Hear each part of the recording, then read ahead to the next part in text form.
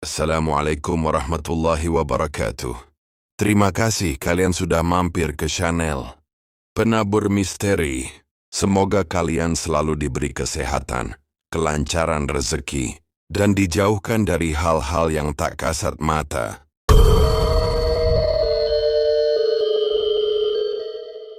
Kali ini kami akan membawakan cerita yang berjudul Pesugihan Buto Ijo. Oke, nggak pakai lama, kita langsung ke ceritanya. Parno, pria 35 tahun asal Semarang Barat, menjalani hidup yang tidak sepenuhnya biasa sejak menikahi Suwati, perempuan desa dari lereng Gunung Merapi. Setelah menikah, Parno hanya bisa pulang ke rumah Suwati di Selo, Boyolali setiap akhir pekan. Ia masih bekerja di Semarang sebagai montir di sebuah bengkel besar. Setiap kali naik motor melintasi jalur terjal menuju kaki Merapi, ada rasa ganjil yang tidak pernah benar-benar. Ia pahami semacam tekanan di dada, dan udara yang terasa lebih dingin dari seharusnya. Desa tempat tinggal Suwati tampak sederhana, dikelilingi perkebunan tembakau dan jurang-jurang curam. Namun, ada bisik-bisik yang sejak lama berhembus pelan di antara warga. Konon Merapi tak hanya menyimpan amarah alam, tapi juga perjanjian-perjanjian kelam dari zaman dulu. Parno sendiri tak pernah terlalu memikirkan hal-hal gaib. Baginya cek yang Pelatingki adalah keluarga kecilnya baik-baik saja. Ida cukup akrab dengan beberapa tetangga, termasuk Suroso, pria 40-an tahun yang dikenal ramah, bahkan mungkin terlalu ramah. Suroso sering datang ke rumah Parno saat Parno sedang di rumah. Ia membawa hasil kebun, sesekali ikut membantu memperbaiki pagar atau menjemur padi. Tapi Suwati pernah berbisik bahwa Suroso dulunya orang susah, miskin papa.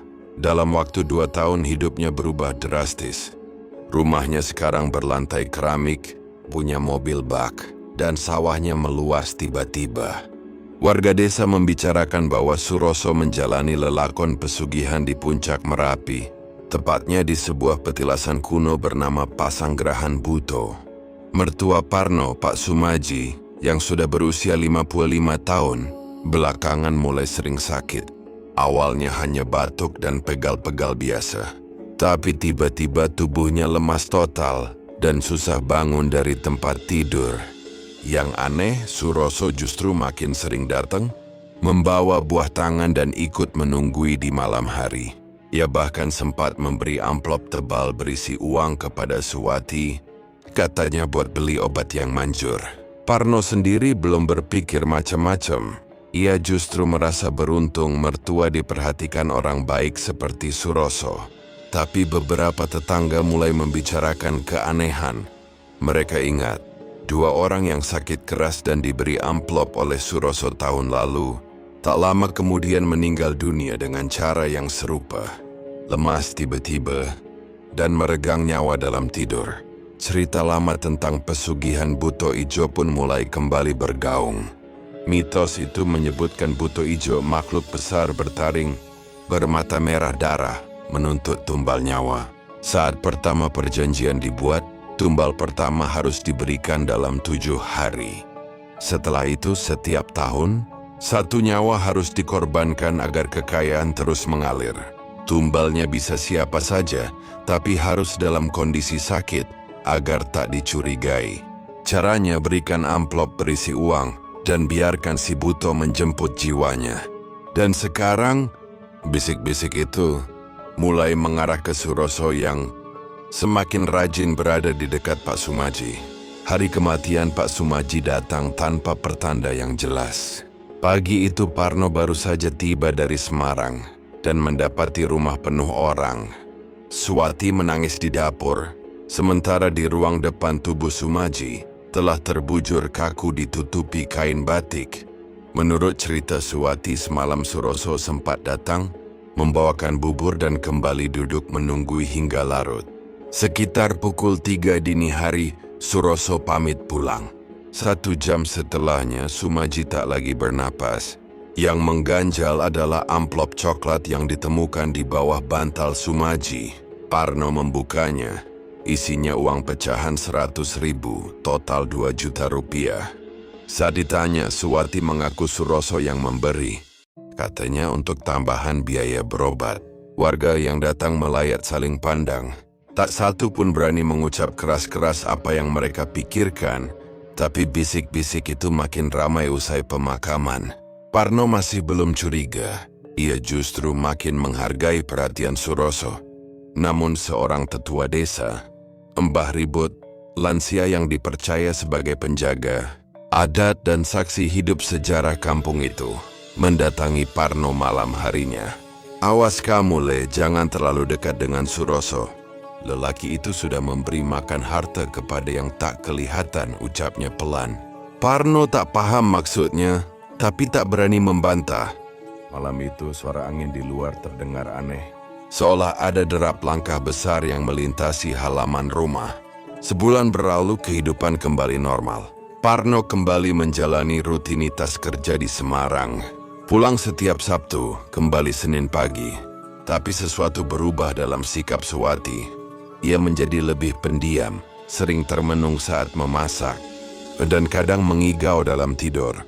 Ia mengaku sering bermimpi tentang ayahnya yang menatapnya dari kejauhan, sambil menunjuk ke arah rumah Suroso. "Kayak mau nyampaikan sesuatu," kata Suwati. Pada suatu malam minggu, Parno mendengar suara langkah kaki berat di halaman rumah. Saat mengintip, ia hanya melihat bayangan besar lewat di balik pagar, terlalu tinggi untuk ukuran manusia. Ia mengira hanya halusinasi akibat kelelahan. Namun keesokan harinya, ia melihat 2 ayam milik tetangga mati dengan leher terpuntir. Kejadian yang sama persis saat 2 warga sebelumnya meninggal usai dikunjungi Suroso.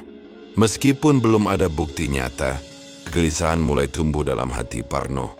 Apalagi saat Mbah Ribut memberitahu bahwa di dekat rumah Suroso, ia mencium aroma dupa menyengat setiap malam Jumat Kliwon. Kalau Buto Ijo sudah merasa tumbalnya lancar, dia akan menagih terus. Kalau gagal, bukan cuma 1 nyawa yang akan ditarik, ucap Mbah Ribut lirih. Kali ini Parno tak bisa menepis firasat buruk yang mulai membayanginya. Setahun berlalu sejak kematian Sumaji.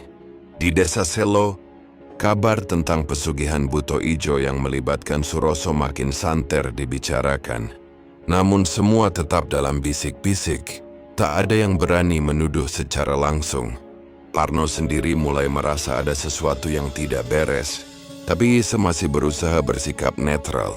Sampai suatu sore, ia menerima telepon dari kakak iparnya yang tinggal di Solo. Kondisinya sedang sakit keras dan memintanya datang. Malam harinya, saat Parno dan Suwati tengah bersiap berangkat ke Solo keesokan paginya, Suroso tiba-tiba datang membawa kabar bahwa ia juga hendak ke Solo, ingin menjenguk kerabat jauh. "Kebetulan saya bisa sekalian antar sampean dan Bu Suwati pakai mobil," ujarnya ramah. Parno sempat ragu, namun karena perjalanan lebih cepat dan praktis ia mengiyakan. Mereka pun berangkat bersama pagi itu. Di perjalanan Suroso tak henti-hentinya bersikap manis, bahkan membelikan mereka makanan di warung pinggir jalan. Sesampainya di rumah sakit tempat kakak iparnya dirawat, Suroso langsung menghampiri si sakit dan menyodorkan amplop berisi uang, kali ini dengan dalih bantuan untuk biaya rawat inap. Parno merasa aneh, tapi belum berkata apa-apa. Ia hanya diam sambil menatap ekspresi kakak iparnya, yang terlihat bingung menerima amplop tersebut. Beberapa hari setelah mereka kembali ke Boyolali, kabar mengejutkan datang. Kakak ipar Parno meninggal dunia. Waktu kematiannya hampir persis 1 minggu setelah kedatangan Suroso ke rumah sakit. Kali ini Parno benar-benar merasa tidak nyaman. Ia mulai menghitung waktu dan pola kematian. 3 orang, semuanya sakit. Semuanya menerima amplop dari Suroso, dan semuanya meninggal dalam hitungan hari. Kecurigaan ini akhirnya mendorong Parno untuk datang ke rumah Mbah Ribut dan meminta penjelasan lebih lanjut. Di rumah kayu tua yang penuh bau menyan itu, Mbah Ribut menyampaikan kisah asli dari pesugihan Buto Ijo. Kalau yang dituju menerima amplop, maka secara tak sadar mereka sudah menyerahkan ruhnya sebagai tumbal. Tak bisa dihindari. Dan kalau si pelaku gagal memenuhi jatah tumbal tahunan, dia sendiri yang akan jadi persembahan, jelasnya dengan sorot mata tajam. Parno pulang dengan pikiran yang makin gelisah.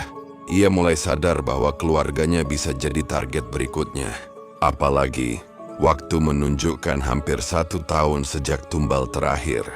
Dan yang lebih mengerikan, Suroso kini makin sering muncul di rumah-rumah warga yang sakit. Seolah-olah dia sedang mencari calon tumbal berikutnya. Dan waktunya sudah sangat dekat. Desa Selo diselimuti ketakutan yang tak kasat mata. Semakin banyak warga yang mulai percaya akan kisah pesugihan Buto Ijo yang dikaitkan dengan Suroso.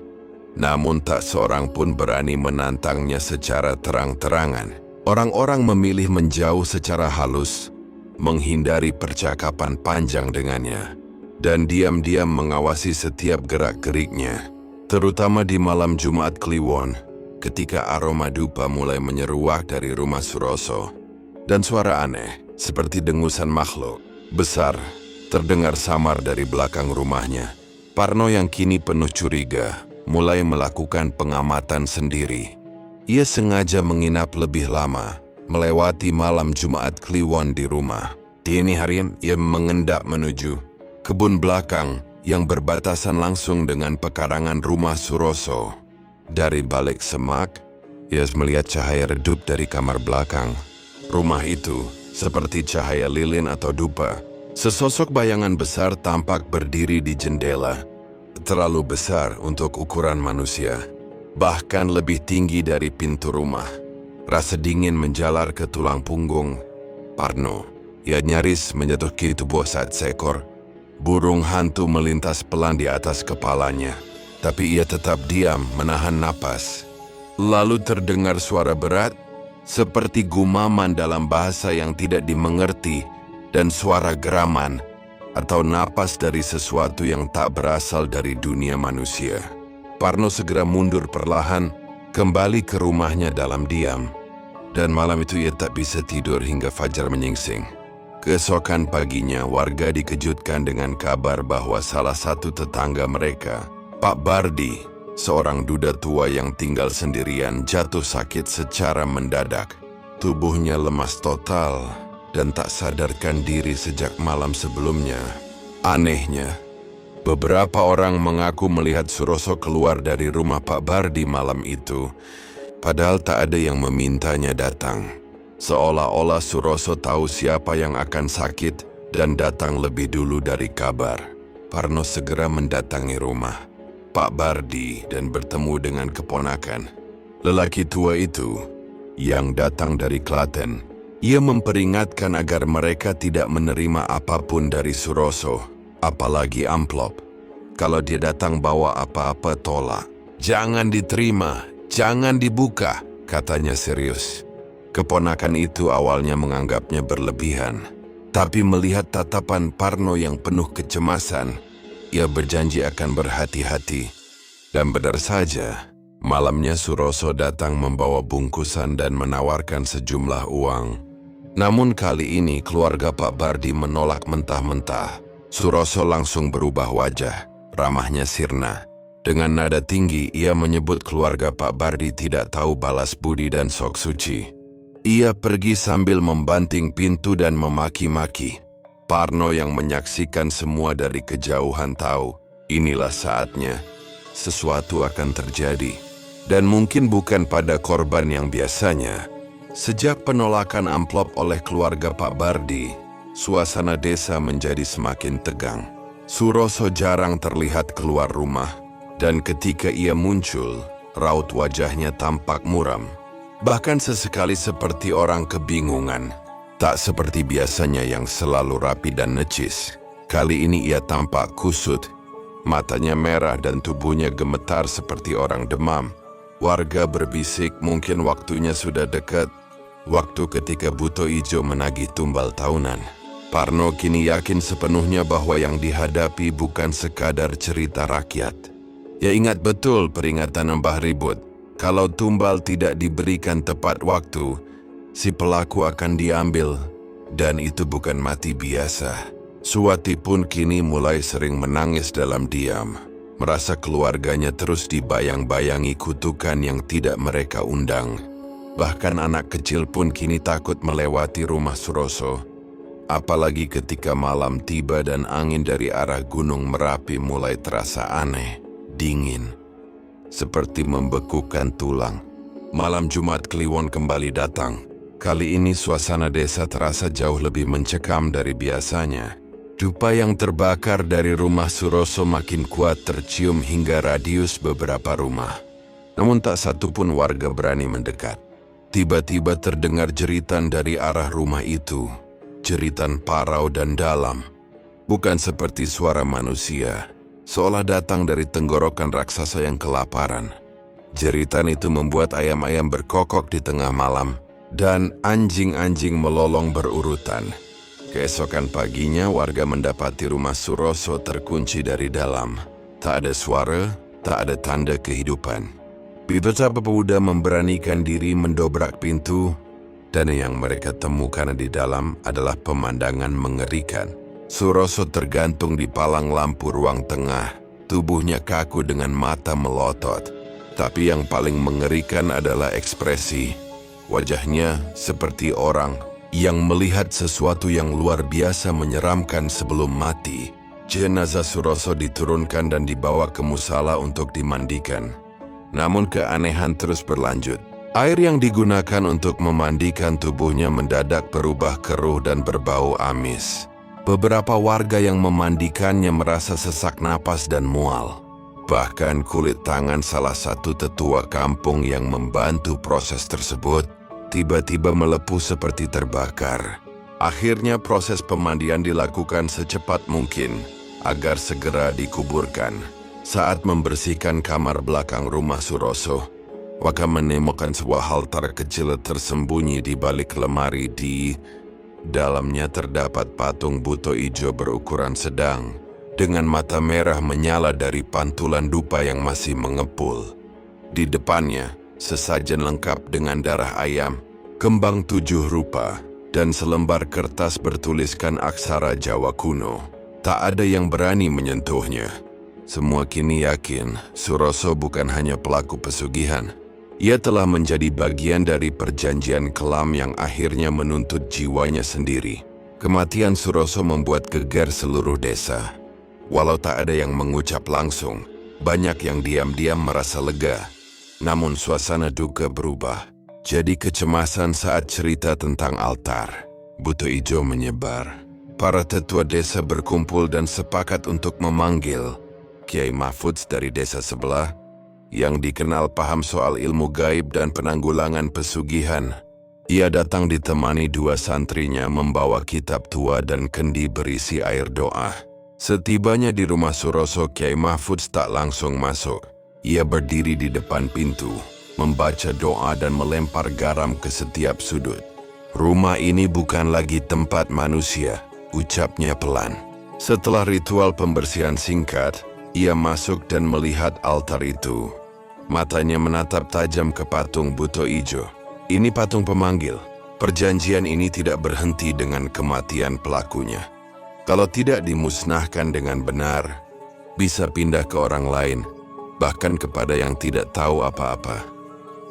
Perkataan itu membuat Parno dan warga ketakutan. Mereka khawatir arwah jahat atau energi buto ijo akan berpindah. Kiai Mahfudz selalu membawa patung dan semua sesajen ke sungai paling timur desa, di mana airnya mengalir langsung dari lereng Merapi. Di sana ia membakar dupa khusus, membungkus patung dengan kain kafan hitam, lalu menenggelamkannya ke dasar sungai dengan pemberat batu dan bacaan mantra yang panjang. Setelah ritual itu selesai, Kiai Mahfudz berpesan agar desa menggelar selamatan selama 7 malam berturut-turut, agar tidak ada jejak yang tersisa, katanya. Malam pertama dan kedua berjalan lancar, tapi pada malam ketiga, angin kencang tiba-tiba menerjang tenda selamatan. Api lilin mati mendadak, dan seekor ayam hitam ditemukan mati tercekik di bawah meja saji. Para sesepuh melihat ini sebagai pertanda bahwa kekuatan Buto Ijo belum sepenuhnya hilang. Parno yang merasa paling dekat dengan peristiwa ini mulai sering bermimpi buruk. Dalam mimpinya ia melihat Suroso duduk di sudut rumahnya dengan tubuh kaku, mata putih dan memegang amplop. "Giliranmu," katanya pelan sebelum menghilang dalam kabut hitam. Parno terbangun dengan keringat dingin. Dan ketika melihat keluar rumah, ia mendapati ada bekas kaki berlumpur di depan pintu. Padahal malam itu hujan tidak turun. Semakin hari Parno merasa rumahnya tak lagi nyaman. Lampu sering berkedip sendiri. Terselangkah sertelenga di malam hari. Dia menggadang sedang. Bayangan tinggi besar terlihat di halaman belakang. Ia pun curiga. Apakah roh Buto Ijo benar-benar sudah tenggelam? Atau apakah ada yang lain yang kini mulai mengincarnya? Karena pernah menghalangi tumbal yang seharusnya diberikan, Parno semakin terhimpit oleh teror yang tak kasat mata. Ia mencoba menjalani hidup seperti biasa, kembali bekerja ke Semarang dan hanya pulang seminggu sekali ke Solo. Tapi setiap pulang, suasana rumah terasa semakin berbeda. Suwati mengaku kerap melihat sosok hitam berdiri di pojok dapur saat ia menanak nasi malam hari. Anak-anak kecil di desa juga sering menangis histeris jika diajak melewati rumah Parno selepas maghrib. Ada yang bilang rumah itu kini punya penunggu. Puncaknya terjadi ketika Parno menemukan percikan darah di halaman belakang rumahnya, tepat di bekas jejak kaki yang dulu ia lihat. Tapi darah itu bukan milik binatang ternak. Warnanya terlalu gelap dan pekat, seperti baru mengalir. Saat dibersihkan, darah itu tak mau hilang. Parno pun memanggil Mbah Ribut, orang tua bijak yang dahulu memperingatkan tentang bahaya pesugihan. Begitu melihat bekas darah itu, Mbah Ribut berkata, tumbal gagal itu seperti utang. Kalau tak dibayar, dia akan menagih pada siapapun yang paling dekat dengan si pelaku. Perkataan itu membuat Parno gemetar. Ia takut keluarga Suwati menjadi sasaran berikutnya. Apalagi Suwati adalah putri dari Samaji, korban pertama yang diduga menjadi tumbal. Dalam logika gaib, ikatan darah dianggap sebagai pintu yang terbuka. Malamnya Parno melakukan salat tahajud, lalu membaca doa-doa yang diajarkan Mbah Ribut. Tapi belum sempat ia selesai, pintu belakang rumah terbuka sendiri disertai embusan angin yang membawa aroma busuk menyengat. Di luar rumah, Parno melihat sosok besar tengah berdiri membelakanginya. Siluet menyerupai Buto Ijo, tinggi dan berleher lebar. Rambut gimbal menjuntai sampai tanah, dan suara dengusan berat menggetarkan tanah. Tapi saat Parno membaca ayat kursi dengan lantang, sosok itu lenyap, meninggalkan hanya bau amis yang menyebar ke seluruh rumah. Suwati yang juga terbangun langsung memeluk Parno dan menangis. Mereka tahu ini bukan lagi sekadar gangguan, ini ancaman. Keesokan harinya Parno memutuskan menemui Kiai Mahfud sekali lagi. Ia meminta dilakukan ruqyah dan bersedia menjalani tirakat agar keluarganya bebas dari bayang-bayang. Buto Ijo, sang Kiai pun memerintahkan Parno untuk berpuasa selama 3 hari, tidak keluar rumah, dan pada malam terakhir, ia harus menguburkan kendi berisi doa dan bunga 7 rupa di bawah pohon tua yang menghadap ke gunung. Merapi diyakini sebagai tempat energi gaib berkumpul. Hari pertama dan kedua berjalan lancar. Tapi malam ketiga menjelang, langit berubah mendung berat. Kilat menyambar, dan dari kejauhan terdengar suara gamelan. Jawa seolah ada pesta dari balik kabut gunung. Parno membawa kendi dengan tubuh gemetar, menggali di bawah pohon tua sambil terus berdoa. Saat kendi dikuburkan dan tanah ditutup kembali, terdengar suara lenguhan panjang di angin malam, seperti rintihan makhluk besar yang gagal mendapatkan makanannya. Malam itu, setelah kendi dikuburkan, Parno dan Suwati tak bisa tidur. Mereka duduk bersila di ruang tengah, saling menggenggam tangan, menunggu apapun yang mungkin terjadi. Suara gamelan dari arah Gunung Merapi perlahan mereda, tapi angin malam masih berembus dingin. Sesekali terdengar seperti bisikan dari dinding rumah, membuat bulu kuduk mereka berdiri. Namun hingga fajar menyingsing, tak ada gangguan besar yang datang. Matahari pagi yang hangat seolah membawa harapan baru. Namun kabar mengejutkan datang dari rumah tua milik Suroso yang sudah lama dibiarkan kosong. Beberapa pemuda desa yang lewat melihat jendela terbuka lebar, dan di dalamnya terlihat bayangan besar duduk di pojok ruangan. Saat didekati, ruangan itu kosong, namun bekas telapak kaki besar dan bercakar terlihat jelas di lantainya menuju arah kamar altar lama. Kiai Mahfudz yang mendengar kabar itu segera datang dan berkata, "Buto Ijo belum pergi. Ia menunggu. Mungkin akan terus menunggu selama ada keturunan si pelaku." Warga akhirnya sepakat merobohkan rumah Suroso. Tak ada yang mau tinggal di tempat itu lagi. Saat proses pembongkaran dimulai, para pekerja mencium bau busuk yang sangat menyengat dari dalam sumur tua di belakang rumah. Ketika mereka menyorot ke dalam sumur, terlihat bayangan seperti wajah raksasa muncul lalu menghilang dalam hitungan detik. Setelahnya, air sumur berubah keruh dan menghitam. Sumur itu langsung ditimbun tanah dan ditanam pohon bodi di atasnya sebagai penutup kutukan. Parno dan keluarganya memilih pindah dari desa Iskambuli ke Semarang, membawa Suwati dan anak-anak. Meskipun desa telah kembali tenang, Parno merasa bayang-bayang Buto Ijo masih mengintai. Dalam mimpinya, ia kadang melihat wajah Suroso berdiri di tengah kabut, menatapnya dari kejauhan. "Kau menghalangi, kau belum selesai," bisik suara itu dalam mimpi-mimpi buruknya. Beberapa tahun kemudian desa Selo tetap hidup dalam sunyi. Rumah-rumah tetap berdiri, sawah tetap menguning tiap musim.